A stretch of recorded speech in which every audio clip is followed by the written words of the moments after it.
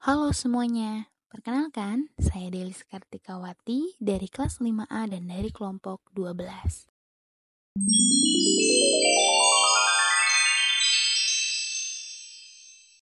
Sebelum ke materi yang lebih jauh, apakah teman-teman sudah tahu apa itu komunikasi jujur dan transparan? Komunikasi jujur adalah penyampaian informasi yang akurat serta berdasarkan fakta yang ada, tanpa manipulasi. Komunikasi yang jujur tentunya menghindari penggunaan informasi palsu atau yang menyesatkan, sehingga penerima informasi dapat mempercayai.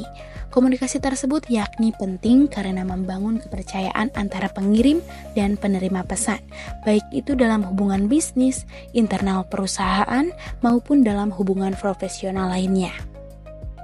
Komunikasi transparan adalah penyampaian informasi secara terbuka dan menyeluruh, di mana semua detail penting diberikan tanpa menyembunyikan bagian tertentu yang mungkin dianggap sensitif atau tidak menguntungkan. Selain itu, transparansi mengharuskan pengirim pesan untuk memberikan akses penuh kepada penerima informasi sehingga mereka dapat membuat keputusan yang tepat berdasarkan pemahaman yang lengkap. Selanjutnya, mengenai manfaat komunikasi jujur dan transparan. Yang pertama, membangun kepercayaan. Komunikasi yang jujur membantu membangun dan memperkuat kepercayaan di antara individu. Ketika seseorang jujur, orang lain merasa lebih nyaman dan yakin bahwa mereka dapat mengandalkan informasi yang diberikan. Yang kedua, yaitu mencegah kesalahpahaman. Dengan komunikasi yang transparan, informasi dapat disampaikan dengan jelas, sehingga mengurangi resiko kesalahpahaman atau miskomunikasi. Yang ketiga, meningkatkan kerjasama. Dalam lingkungan kerja atau kolaborasi, keterbukaan atau transparan dapat meningkatkan kerjasama karena setiap anggota tim merasa dihargai dan dilibatkan dalam pengambilan keputusan. Hal ini tentunya menciptakan hubungan yang lebih kuat dan lebih produktif. Yang keempat, menyelesaikan konflik secara efektif. Komunikasi yang jujur memungkinkan pihak-pihak yang terlibat dalam konflik untuk menyampaikan pandangan mereka dengan terbuka. Dengan begitu, masalah dapat diatasi lebih cepat dan solusi yang adil dapat ditemukan. Yang kelima, mendorong lingkungan yang sehat. Dalam hubungan pribadi atau profesional, komunikasi yang jujur dan transparan menciptakan lingkungan yang mendukung, di mana orang merasa aman untuk berbicara, berbagi ide, dan menyampaikan umpan balik tanpa rasa takut. Yang keenam, meningkatkan reputasi dan kredibilitas. Orang atau organisasi yang konsisten dalam berkomunikasi dengan jujur dan transparan cenderung memiliki reputasi yang baik. Hal tersebut tentunya membantu meningkatkan kredibilitas mereka di mata orang lain, baik itu mitra bisnis, pelanggan, atau teman. Kredibilitas adalah tingkat kepercayaan atau keyakinan yang diberikan kepada seseorang, organisasi, atau sumber informasi berdasarkan kejujuran, keandalan, dan kompetensinya.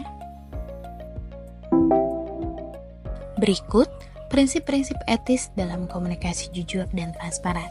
Yang pertama, menghormati hak orang lain. Menghormati hak orang lain dalam komunikasi berarti menyampaikan informasi dengan cara yang tidak menyinggung atau melukai perasaan orang lain. Hal ini penting karena komunikasi tidak hormat dapat menyebabkan konflik dan menurunkan kualitas hubungan interpersonal. Yang kedua, berkomitmen atau fokus pada kebenaran. Memastikan bahwa informasi yang disampaikan adalah benar dan terverifikasi sangat penting dalam komunikasi etis. Hal tersebut berarti bahwa sumber informasi harus dipercaya dan data harus diperiksa secara teliti sebelum disampaikan.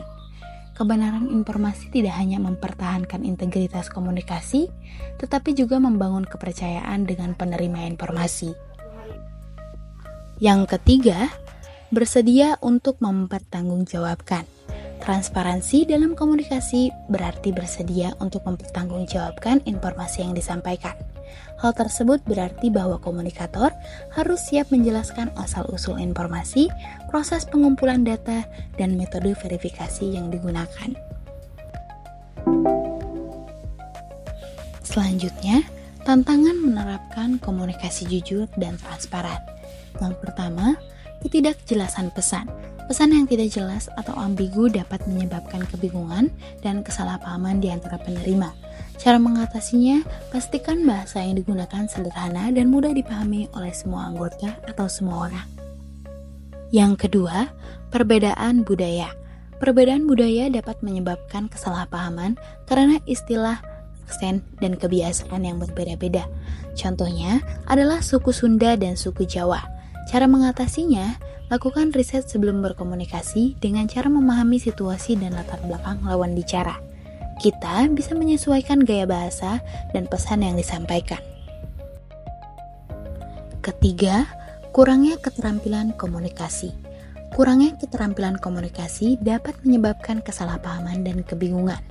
Cara mengatasinya cukup berlatih dalam komunikasi untuk teman-teman kelas, anggota tim, atau bahkan karyawan. Pelatihan tersebut bisa mencakup keterampilan berbicara di depan umum, contohnya menyampaikan atau menjelaskan ide. Berikut contoh komunikasi jujur dan transparan. 괜찮아요. 괜찮아.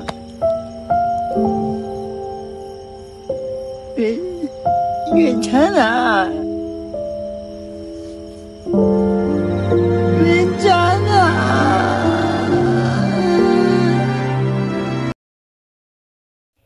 Nah, dari contoh ini menunjukkan bahwa dengan memberikan penjelasan yang akurat dapat mengurangi ketidaknyamanan dan membangun kepercayaan.